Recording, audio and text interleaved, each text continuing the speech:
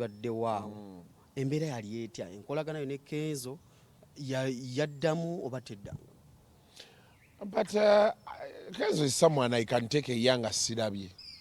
So I think time eventually with time be byagenda ne twakula kati buli omu naddako bibye. But wali kyali tense emyaka gauge egyekutte awo nga tebanjagalira ddala. Kasuku bamukubye taxi ni Maxado n'agamba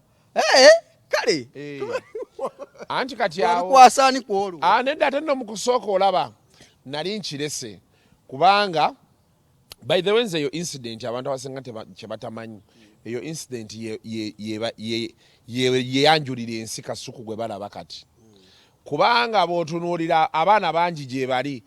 baali bastrugglinga nga bapika ekintu ne kibaako we kigaanira mu makkati wano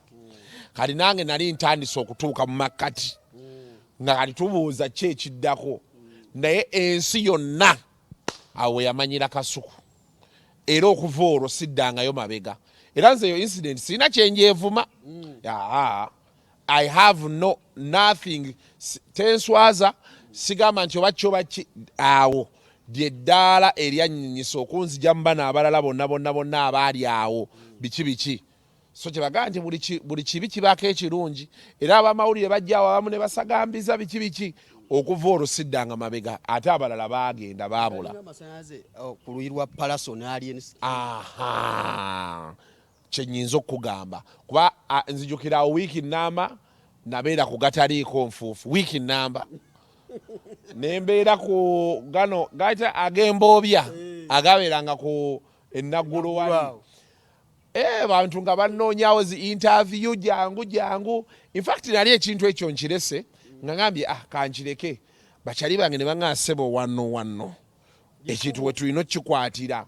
kati aba Uganda Human Rights Network for Journalists ne bajja baali bakyabeerawo Mmengo ne bajja ne baŋŋamba Kasuku twagala tekinga ku musango guno Sempala era be baagugobako ne bagenda paka Wakayura ne bamugamba tugenda kuŋŋanya bamawulire beekyange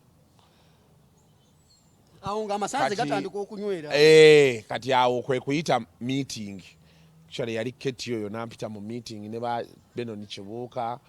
babebe kulu ne bangamba kati ndowooza nga masimu gatandise oyitinga and actually I don't know simanyi how we ended up in that meeting eyo nga ye atudde wano ntudde wano naye kati be natuula wansi ne bati kati ne balamu yalimu actually tukanyiza kino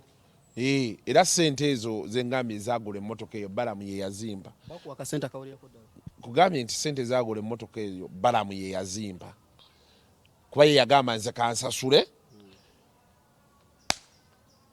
kyekyo kive mu ddiiro omuyimbi kati ye nendooza ne beesootinga ne balamu tugenda awo ayina ka forex bureau awo Kampala road nali ne basiima ne tugendawo ne tufuna ssente era olwafuna ssente ne tugenda ne tweyiwa mu kiforesta kyali kikadde naye nga tukooye ebigere naffe era emmotoka yange baali bagitomeza so it is something that I think yali turning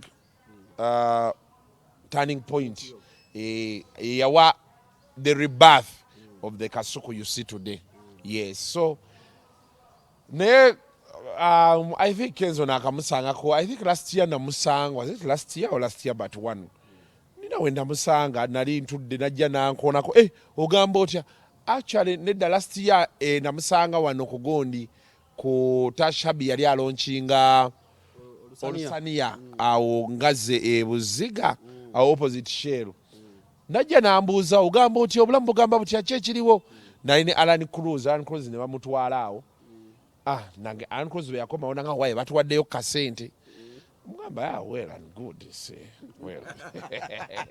I so God I just said so yeah but ezo challenges zibaamu mu mawulire tewali nnyo kiri awo they are called job hazards wakati nga tuli mu mbeera y'okuba nti public eyagala nnyo okuwulira